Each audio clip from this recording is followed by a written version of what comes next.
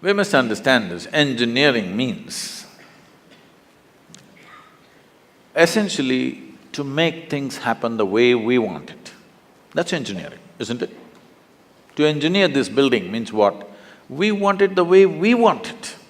We could have sat under a tree, but we choose to build this building because we want to sit under something engineered the way we want it, as suitable for us. We air conditioned the place because we want the temperature in a certain way. All this we did, but is it not important that you engineer this the way you want it? Hello? Outside is air conditioned, inside is boiling, what's the point? I'm saying power is being wasted on you. In the last 150 years, with the advent of science and technology, we have more comforts and conveniences than any generation ever could imagine, isn't it? Yes or no? You have more comforts and conveniences than any generation could ever imagine. We are the most comfortable generation ever, physically, materially. But can you say, are you the most peaceful generation? Joyful? Loving? No. Or can you even say you're the most intelligent generation? That'll be a wrong thing to say. Anybody who claims he is intelligent amounts to foolishness, isn't it? Because the significance of intelligence is, it shows you how many loopholes are there in your intelligence. Only a fool thinks there are no loopholes. A truly intelligent person always sees how many loopholes in my intelligence. The significance of being in a technological institute is not about just getting qualified to get some job somewhere or a passport out of the country. It should become a way of creating life, making life happen better than the way it's happening right now, because this is a fundamental responsibility that we have as a generation of people, because we occupy this space on the planet for a short, brief time. When the last generation gave this planet to us, whichever way they gave it, it's our business that when we leave it little better than the way we had it. Very important. How better? In what way better? You can decide that. I won't say only ecologically better, but in every way better. It must be better than the way we got it. This means we have to engineer ourselves to fit in such a way. See, a well-engineered machine means least amount of friction, isn't it so? Yes? A well-engineered machine means what? Least amount of friction. Heavy friction means badly engineered, isn't it? Isn't that the understanding? So the fundamentals of yoga is this. The fundamentals of yoga is in the geometry of physical existence. If you understand the geometry of what this human mechanism is, the body is, the psychological structure is, the chemical processes are, the energy structures are, if you understand the geometry of this and become capable of observing the cosmic geometry, if these two things are well aligned, suddenly your life hits off like a magic.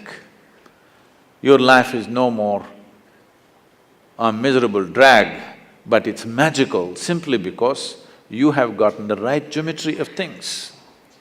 Anything that is geometrically perfect will function absolutely smoothly and for a very long time. This is something that you must do to yourself when you're young. It doesn't matter what you want to do in your life. One thing must happen, your body and your brain should not come in your way. They must work for you. Yes or no? Hello? Never your body and your mind should not come in the way of who you want to be. Right now for most people, they themselves are a big issue. When you are an issue, how will you address the issues in the world? If you really want to address the issues in the world, this one should never be an issue, isn't it? I am not the issue here. I am never the problem. If there are problems, I will deal with it, but I am never the problem. This must happen to you, isn't it? Please make yourself like this, that you are never the problem. You're always a part of the solution, never a part of the problem. Right now, right now we have developed a certain attitude in the country, a whole lot of people, for every solution they invent a problem. For every solution they have found a problem. So there are people who are working for problems, there are people who are working for solutions. Young people should stand up and become a solution for future generations to come and your own life to blossom. Because the greatest fulfillment in one's life is that you function in such a way that you could do something which is much larger than yourself. This must happen. This is the highest fulfillment of activity, that you are able to do something which is larger than yourself. Only then you will see fulfillment in activity. Activity is one thing, but most important thing is how you are. People come to me like, right now you're all saying your IIT is the problem, so I'm inviting you to IYC, Isha Yoga Center. Lot of people come to me and say, Sadhguru, these are people who passed out, okay? Sadhguru, my mother-in-law, she's another, you know, from somewhere else she is. I just don't know how to live with this person. And my husband, after all, her son.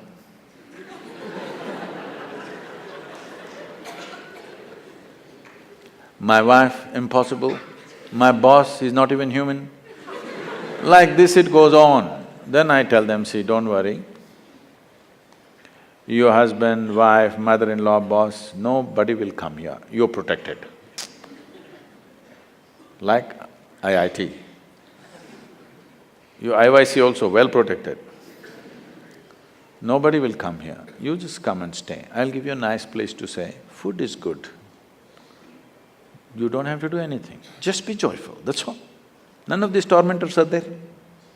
Just be joyful. 24 hours you leave them in the one room, you must see in how many ways they twist themselves out. When you're alone, if you're miserable, you're obviously in bad company, isn't it?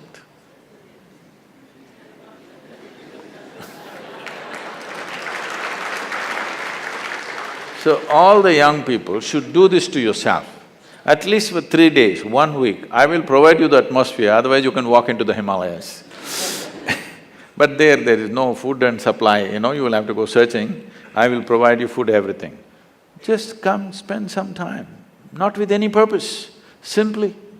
If you sit alone for 3 days, no television, no book, no texting, simply by yourself, let's see what happens.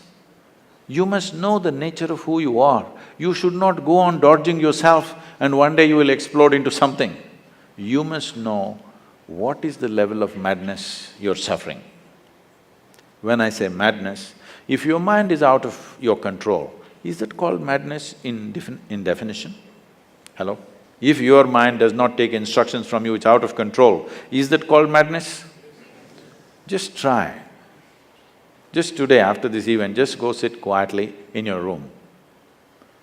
Just see what all your mind does. You decide, don't tell anybody. You decide what is the level of madness you're going through. With this, if you enter the world, what will you create? You will only create who you are, isn't it? You cannot do anything other than what you are. What you are is what will happen to the world around you. Before you step out into the world, is it not important, at least you're this much equipped that you are not the problem? If you meet a problem and get married, we'll see. But you are not the problem.